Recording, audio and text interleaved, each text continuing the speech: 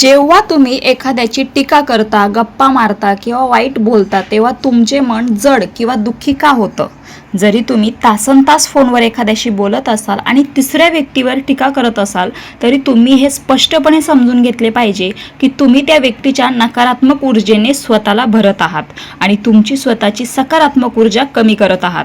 त्या व्यक्तीचे वाईट बोलून किंवा टीका करून तुम्ही त्या व्यक्तीची आठवण ठेवत आहात आणि ज्याची तुम्हाला आठवण येते त्याची ऊर्जा तुमच्याकडे हस्तांतरित केली जाते.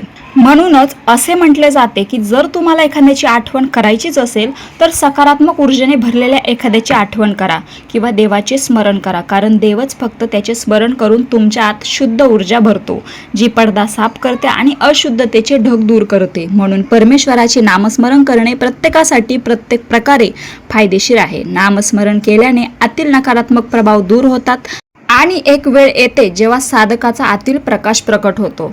जर तुम्हाला बोलायचेच असेल तर तुमच्या आयुष्यातील चांगल्या क्षणांची चर्चा करा, एखाद्याच्या चांगल्या गुणांची चर्चा करा, तुमच्या जीवनातील देवाच्या कृपेची चर्चा करा.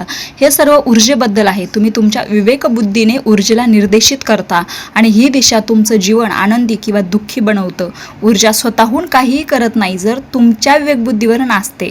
तुम्ही तुमचे लक्ष जिथे निर्देशित कराल तिथे ती जाईल. म्हणून जर तुमची इच्छा असेल तर तुम्ही तुमचं जीवन स्वर्गासारखं सुंदर किंवा नरकापेक्षाही वाईट बनवू शकता. सर्व काही तुमच्या विवेकबुद्धीवर अवलंबून आहे. म्हणून विवेकबुद्धीचा वापर करा. रामकृष्ण हरी.